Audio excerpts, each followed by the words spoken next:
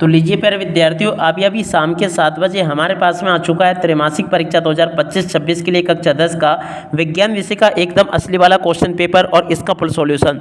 जी हाँ प्यारे बच्चों, यहाँ पर मैं आपको पूरा का पूरा क्वेश्चन पेपर विद सॉल्यूशन के साथ में बताने वाला हूँ। एक भी क्वेश्चन का उत्तर प्यारे बच्चों यहाँ से आपका नहीं छूटेगा। जैसा क्वेश्चन पेपर प्यारे बच्चों मैं यहाँ से आपको बताऊँगा ना, ठीक वैसे का वैसे क्वेश्चन पेपर आपको परीक्षाओं में देखने को मिलेगा। तो चलो जल्दी से हम आगे बढ़ते हैं, समझते हैं कि त्रैमासिक परीक्षा 2025-26 कक्षा 10 का आपका विज्ञान विषय का पेपर आपको परीक्षाओं में देखने को कैसा मिलेगा। टोटली प्यारे बच्चों मेरे द्वारा यहाँ से आपको A to Z सभी के सभी क्वेश्चन और उन सभी क्वेश्चन के उत्तर बताए जाएंगे।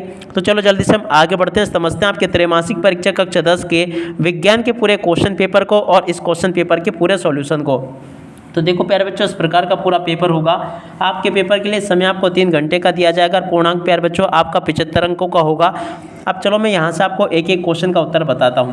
पहला क्वेश्चन प्यारे बच्चों क्या पूछा है, सही विकल्प चुनकर लिखिए। जी हाँ प्यारे बच्चों, यहाँ से आपको सही विकल्प चुनकर उत्तर लिखने होंगे। पहला क्वेश्चन पढ़ते हैं, क्या दे रखा है, टूटी हड्डियों को जोड़ने में किसका उपयोग होता है। तो देखो प्यारे बच्चों, इस क्वेश्चन का राइट आंसर आपका क्या आ जाएगा, प्लास्टर ऑफ पेरिस का उपयोग होता है। और अब अगला क्वेश्चन, दही में पाया जाने वाला अम्ल है। तो देखो प्यारे बच्चों, दही में कौन सा अम्ल पाया जाता है, इसका राइट आंसर आपका आ जाएगा लैक्टिक अम्ल। ठीक है। और अब अगला क्वेश्चन, आकाश का रंग नीला किस कारण से होता है।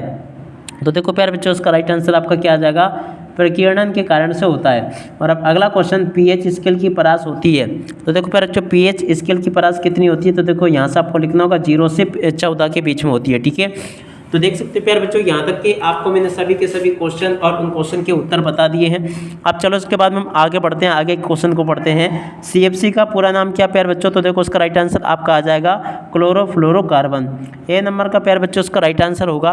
और अब अगला क्वेश्चन पढ़ते हैं, क्या दे रखा है, केक और पाव रोटी बनाने में किसका उपयोग होता है। तो देखो प्यारे बच्चों, इस क्वेश्चन का राइट आंसर भी आपका क्या आ जाएगा, बेकिंग सोडा का। ठीक है। और उसके बाद में देखो प्यारे बच्चों, यहाँ पर आपको प्रश्न नंबर 2 में रिक्त स्थानों की पूर्ति देखने को मिलेगी। तो यहाँ से प्यारे बच्चों आप लोग अच्छे प्रकार से रिक्त स्थानों को देख कर जाना, क्योंकि देखो प्यारे बच्चों जैसा पेपर मैं आपको बताऊंगा ना, ठीक वैसा का वैसे पेपर आपको परीक्षाओं में देखने को मिलेगा। अब चलो मैं आपको एक एक क्वेश्चन का उत्तर बताता हूँ। पहला क्वेश्चन प्यारे बच्चों पूछा है, पौधों में जल का संवेद ऊतक द्वारा होता है। कौन से ऊतक से होता है प्यारे बच्चों, पौधों में जल का संवेद। यहाँ से आप लोग याद रखना जाइलम इसका राइट आंसर आएगा। ठीक है ना, जाइलम के द्वारा पौधों में जल का संवेदन होता है। और अब अगला क्वेश्चन, मानव शरीर में ऑक्सीजन परिवहन के लिए उत्तरदायी वर्णक है। तो देखो पहले जो इस क्वेश्चन का राइट आंसर आपका क्या होगा, हीमोग्लोबिन। यहाँ से आप लोग लिख लें हीमो और उसके बाद में ग्लोबिन, इसका राइट आंसर आ जाएगा। ठीक है। देख सकते हैं प्यारे बच्चों, यहाँ तक के क्वेश्चन के उत्तर मैंने आपको बता दिए। अब चलो उसके बाद में अगला क्वेश्चन पढ़ते हैं, वस्तु से आने वाला प्रकाश नेत्र में प्रतिबिंब बनाता है। तो देखो बच्चों, वस्तु कहाँ पर नेत्र के, तो देखो कहाँ पर प्रतिबिंब बनाता है। तो देखो इसका राइट आंसर आपका आ जाएगा रेटिना पर ये प्रतिबिंब बनाता है। और अब अगला क्वेश्चन, पौधों में भोजन का संवेद ऊतक द्वारा होता है। देखो बच्चों कौन से ऊतक से होता है। तो देखो यहाँ से याद रखना आपको फ्लोएम ऊतक के द्वारा भोजन का संवेदन होता है। और अब अगला क्वेश्चन, तंत्रिका तंत्र की इकाई को कहते हैं। तो देखो प्यारे बच्चों, तंत्रिका तंत्र की इकाई को क्या कहते हैं। तो देखो प्यारे बच्चों, यहाँ से आपको लिखना होगा न्यूरॉन। ठीक है ना, यहाँ से आपको क्या लिखना होगा, न्यूरॉन, इसका राइट आंसर होगा। प्रतिवर्ती क्रिया का मुख्य केंद्र होता है।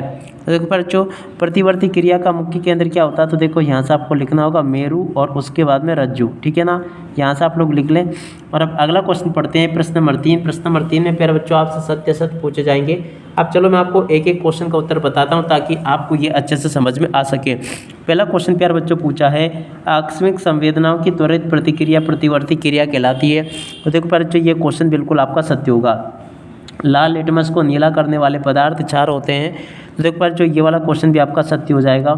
तारों का टिमटिमाना प्रकीर्णन के कारण होता है। तो देखो प्यारे बच्चों, ये वाला क्वेश्चन आपका क्या हो जाएगा, असत्य होगा।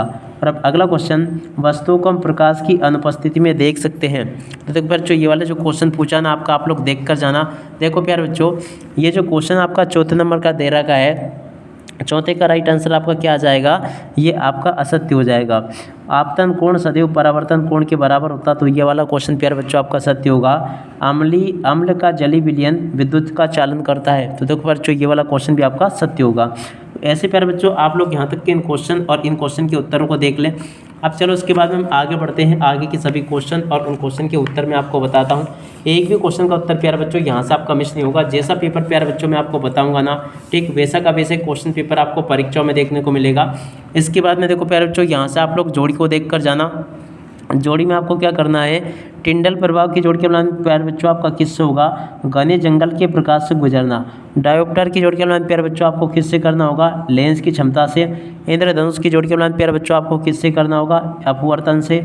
और उत्तर लेंस की जोड़ के अनुमान प्यारे बच्चों आपका किससे हो जाएगा, देखो ये जो कि चौथे नंबर पर लिखा है, इसकी जोड़ के अनुमान प्यारे बच्चों आपका हो जाएगा बीच में मोटा तथा किनारों पर पतला से। आकाश का नीला रंग 5वें नंबर का जो क्वेश्चन प्यारे बच्चों पूछा, इसकी जोड़ के अनुमान आपको इससे कर लेना है। और तारों का टिमटिमाना 6ठे नंबर का जो क्वेश्चन प्यारे बच्चों पूछा ना, इसकी जोड़ के अनुमान आपको इससे कर लेना होगा। ऐसे प्यारे बच्चों आप लोग जोड़ के अनुमान को पूरा कंप्लीट कर ले जैसा कि मैंने आपको बताया।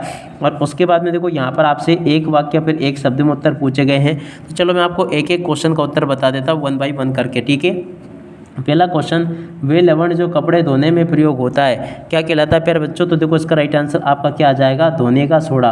क्या लिखोगे यहाँ से आप लोग, धोने और उसके बाद में का और उसके बाद में सोडा। धोने का सोडा प्यारे बच्चों वो लवण है जो कि कपड़े धोने के लिए उपयोग आता है।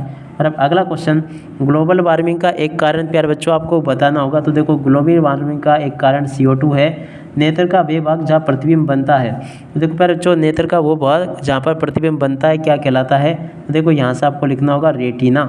और अब अगला क्वेश्चन, पौधों में प्रकाश संश्लेषण की प्रक्रिया किस अंग में होती है, तो देखो यहाँ से आपको प्यारे बच्चों लिखना होगा चौथे नंबर के क्वेश्चन का राइट आंसर, यहाँ से आपको लिखना होगा पत्ती, ठीक है। और अब अगला क्वेश्चन पढ़ते हैं, मछलियाँ पानी के बाहर क्यों मर जाती है, तो देखो प्यारे बच्चों यहाँ से आपको लिखना होगा क्योंकि वे गलपड़ों के द्वारा पानी से ऑक्सीजन ग्रहण करती है, ठीक है ना। और अब अगला क्वेश्चन पढ़ते हैं जो कि यहाँ पर आपको दे रखा है, देख सकते प्यारे बच्चों यहाँ पर क्वेश्चन लिखा है, आपको मैं एक एक क्वेश्चन का उत्तर बताऊँगा। देखो यहाँ पर क्वेश्चन दे रखा है, एक गैर जैव आक्रामक अपशिष्ट का नाम प्यारे बच्चों आपको बताना है। 6ठे नंबर का जो क्वेश्चन पूछा है, तो देखो इसका राइट आंसर आपका आ जाएगा प्लास्टिक। क्या लिखोगे प्यारे बच्चों, प्लास्टिक, यहाँ से आपको लिखना होगा। तो देखो यहाँ तक कि इस प्रकार से मैंने आपको सभी क्वेश्चन के उत्तर बता दिए। फिर भी एक बार प्यारे बच्चों आप लोग इन सभी क्वेश्चन के उत्तर को यहाँ से देख लो, ये मैं आपको बता चुका हूँ।